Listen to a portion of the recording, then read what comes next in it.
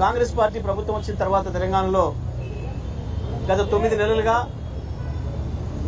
ఈ రాష్ట్రంలో ఒక అరాచక పాలన నడుస్తూ ఉంది.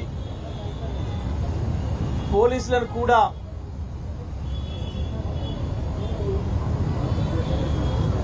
రాజకీయ నాయకుల డైరెక్షన్ లో పనిచేపిస్తూ చట్టానికి వ్యతిరేకంగా కింది స్థాయి పోలీస్ అధికారులను వాడుకుంటూ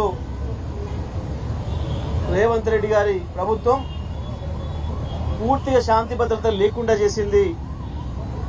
కాంగ్రెస్ పార్టీ ప్రభుత్వం కలిసే ఈ రాష్ట్రంలో శాంతి భద్రతలను నాశనం చేస్తూ ఉన్నాయి. మనం చూస్తూ ఉన్నాం.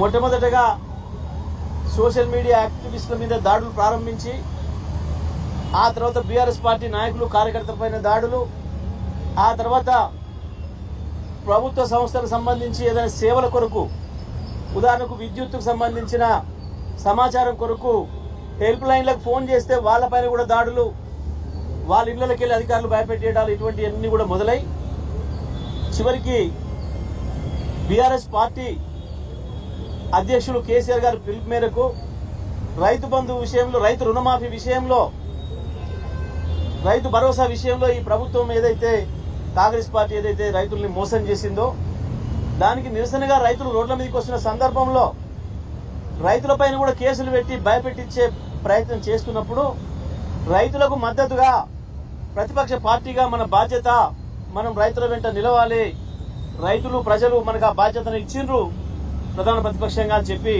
కేసీఆర్ గారు ఇచ్చిన పిలుపు మేరకు నిన్న రాష్ట్రమంతటా కూడా శాంతియుతమైన పద్ధతుల్లో ధర్నా కార్యక్రమాలు నడుస్తున్న సందర్భంలో మరి సూర్యాపేట జిల్లా తిరుమలగిరిలో అక్కడ తుంగతుర్తి మాజీ శాసనసభ్యుడు కిషోర్ గారి నేతృత్వంలో శాంతియుతమైన పద్ధతిలో రోడ్డు పక్కన టెంట్ వేసుకుని ధర్నా చేస్తూ ఉంటే పోలీసులు కాంగ్రెస్ పార్టీకి సంబంధించిన కొద్దిమంది గుండాలు కలిసి దాడి చేసి టెంటును కూలగొట్టి కార్యకర్తల మీద దాడి చేసి రాళ్లతోని, కోడిగుడ్లతోని, సుతిరి బాంబులతోని చేసిన ఆ దుర్మార్గం, దాంట్లో పోలీసులు కూడా భాగస్వాములై టెంటును కూలగొడుతున్న విషయం వీడియోలలో స్పష్టంగా కనిపించింది.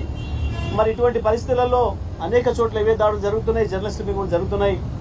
దీనికి సంబంధించి రాష్ట్రంలో శాంతి భద్రతలు చెడిపోవడానికి కారణం కాంగ్రెస్ పార్టీ ప్రభుత్వం. ఈ విషయంలో డీజీపీ గారికి విషయాన్ని వివరించి తగిన చర్యలు తీసుకోవాలని చెప్పి మా గౌరవ బీఆర్ఎస్ పార్టీ వర్కింగ్ ప్రెసిడెంట్ గారు కేటీఆర్ గారి నేతృత్వంలో ఈరోజు మరి డీజీపీ గారిని కలిసి వారికి వివరాలన్నీ చెప్పడం జరిగింది. తగిన చర్యలు తీసుకోవాలని చెప్పి వారిని కోరడం జరిగింది. పెద్దలు కేటీఆర్